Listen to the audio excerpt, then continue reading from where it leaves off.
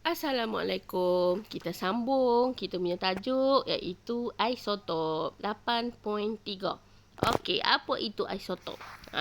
Isotop ini adalah atom dalam unsur yang mempunyai bilangan proton dan juga bilangan neutron yang sama. Okey, jadi terdapatlah unsur tertentu yang mana atomnya mempunyai bilangan proton yang sama tetapi bilangan neutron yang berlainan. Okey, so ni dia contoh dia sini, deuterium dengan tritium. Okey, hak ni macam kita pernah tengok je, kita belajar lah kan. Kita belajar dalam tindak balas, pelakuran ke pelakuran ke pembelahan nukleus. Ni ada dalam tindak balas nuklear. Okey, so kita tengok situ contoh isotop. Okey, kat sini ada contoh-contoh isotop. Isotop hidrogen 1, 2, 3, karbon 12, karbon 13, karbon 14, oksigen 16 dan oksigen 18. Kalau kita tengok hidrogen 1, 2 dan 3, dia mempunyai bilangan proton yang sama, bilangan elektron yang sama. Yang tak sama apa? Bilangan neutron dia. Sama juga untuk karbon dan juga untuk oksigen. Jadi bilangan neutron itulah yang menunjukkan ciri-ciri isotop dia. Okey? Okey, so seterusnya. Isotop. Isotop ni, ingat situ dia ada hidrogen 1, 2 dan 3. Isotop ditulis nombor nukleon dia sahaja. Nombor nukleon dia sahaja. Apa itu nombor nukleon? Nombor nukleon sama juga dengan jumlah bilangan proton dan neutron di dalam nukleus atom. Kalau kita tengok hidrogen kat sini nah. Dia kata nombor nukleon adalah apa? Jumlah bilangan proton dan neutron dalam nukleus. Jadi proton campur neutron. Jadi hidrogen 1 tambah kosong dapat 1. Dia letak situ hidrogen 1. Okey, kita tengok hidrogen 2 pula. Pasal apa nama dia hidrogen 2? Sebab apa? Bilangan proton kita campur dengan bilangan neutron. 1 campur 1 jadi 2. Itu sebab nama dia hidrogen 2. Kan hidrogen 3. Bilangan proton 1, bilangan neutron dia 2. 1 tambah 2 jadi 3. Sama jugalah untuk oksigen. Kalau oksigen kita tengok situ, oksigen 16. Bilangan proton dia adalah 8. Bilangan neutron dia adalah 8. Jadi 8 tambah 8, 16. Jadi isotopnya dipanggil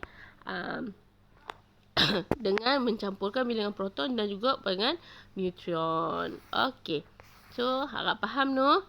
Okey. So, kita teruskan lagi. Ni apa dia ni? Dia kata situ. Perkataan isotop berasal daripada perkataan Yunani. Isos. Ataupun isos yang bermaksud sama ada topos yang bermaksud tempat. Sama dan juga tempat. Jadi perkataan ini bermaksud isotop. Satu unsur mempunyai kedudukan yang sama dalam jadual berkala. Cuma ni apa yang tak kena? Dia tak cukup. Dia punya bilangan nukleon dia tak serupa. Okey. So kita tengok kegunaan isotop. Okey. Kita tahu isotop ni, kita belajar dalam nuklear, isotop ni adalah bahan apa? Unsur yang tak stabil. Jadi dia dikenali sebagai radioisotop, iaitu isotop tidak stabil yang memancarkan sinaran radioaktif. Jadi radioisotop mengeluarkan sinaran berbahaya. Namun dia juga boleh digunakan dalam bidang perubatan, pertanian, perindustrian, penyelenggaraan tenaga dan juga penyelidikan. Dengan cara apa? Dengan mengendalikan sinaran ni dengan betul.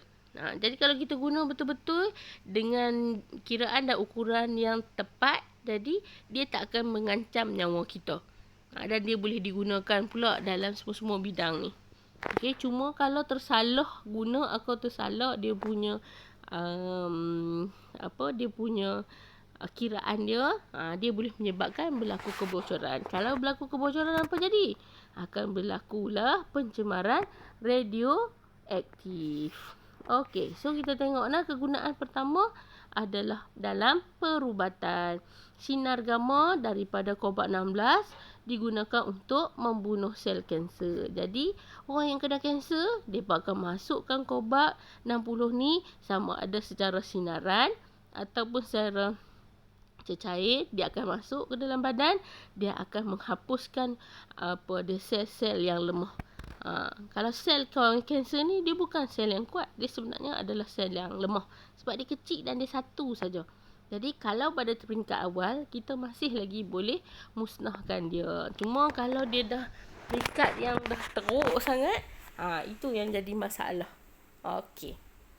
Itu sebabnya semasa proses kemoterapi, kebanyakan orang yang kena kemoterapi ni dia akan botak, dia gugur, keguguran rambut. Sebab apa? Sebab rambut atau berbulu kat kita punya badan ni, dia mempunyai tisu-tisu yang orang panggil lemah dan juga kecil saja. Jadi dia yang cepat dan senang tertanggal.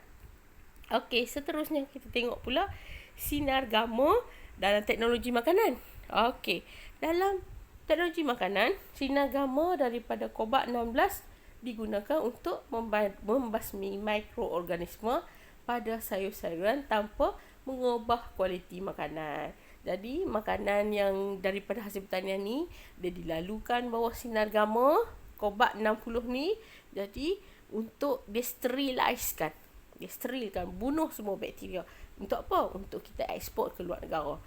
Di setengah negara yang besar dan juga dia kaya, dia tak akan beli sayur-sayur yang boleh mendatangkan penyakit kat negara dia. So dia akan ada ujian. Jadi untuk kita elakkan berlakulah pencemaran mikroorganisma adalah dengan cara melalukan bawah sinar gamma. Satu lagi sifat dia yang tak ada dalam sini, dia juga boleh mengurangkan sifat penuaan. Macam kentang kan. Kentang bila kita lalu bawah sinar gamma, dia akan berhentikan penunasan kentang. Jadi kentang tu boleh disimpan lebih lama. Ada sampai lebih kurang setahun ke 2 tahun dia umur kentang tu.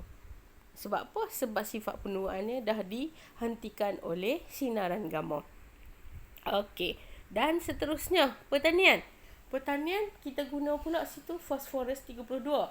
Fosforus 32 ni, dia disuntik ke dalam akar tumbuhan untuk mengkaji kadar penyerapan baja fosforus dalam tumbuhan. Maksudnya, kita letak dalam akar, pokok tu akan serap fosforus 32 dan kita akan tengok dekat X-ray sampai mana kadar penyerapan fosforus. Kalau kata sampai ke wujud, maksudnya kadar penyerapannya sangat baik. Jadi kita boleh tahulah sama ada baja tu bagus atau tidak. Kalau baja tu bagus, penyerapan dia adalah lebih tinggi. Okey. Jadi maksudnya kat sini fosforus 32 ni diguna sebagai penyurih. Okey.